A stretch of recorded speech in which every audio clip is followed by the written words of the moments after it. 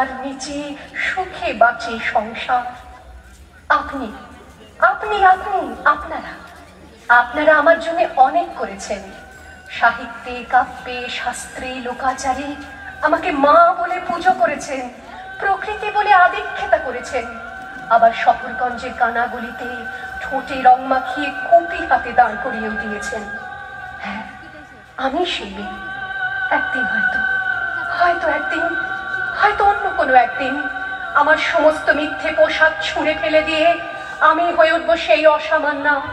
খোলা চুল, মেঘের মতো ঢাকবে আমার খোলা পিঠ, দু চোখে জ্বলবে ভীষণ আগুন, কপাল ঠিকরে বেরোবে ভয়ঙ্কর তেজরশ্মি, হাতে ঝলসে উঠবে সেই খড়গ, দু পায়ের উপরে বেজে উঠবে রণদুন্দুভি, নৃশংস অট্টহাসিতে ভরে উঠবে আকাশ।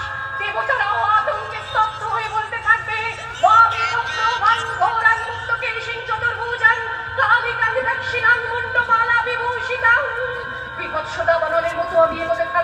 আর আমার এগিয়ে যাবার পথের দুপাশে মুন্ডহীন অসংখ্য দেহ ছটফট করতে থাকবে।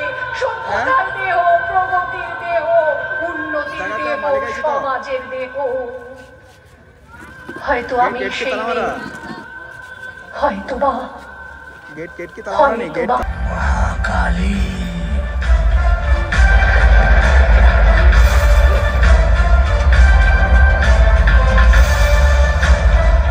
समझ में नहीं आ रहा है ये काली कहाँ रह गई।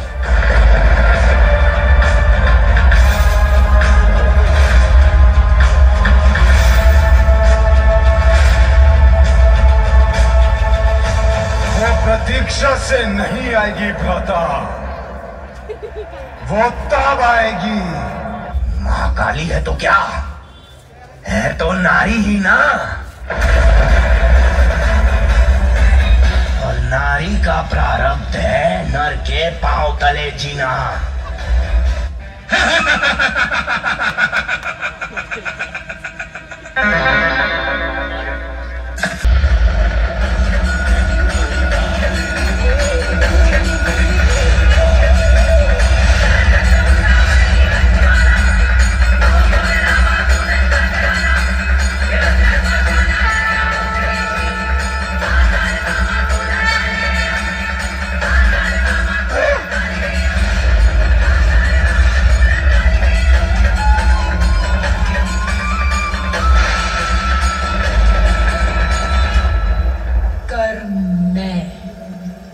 मोक्ष भी मैं,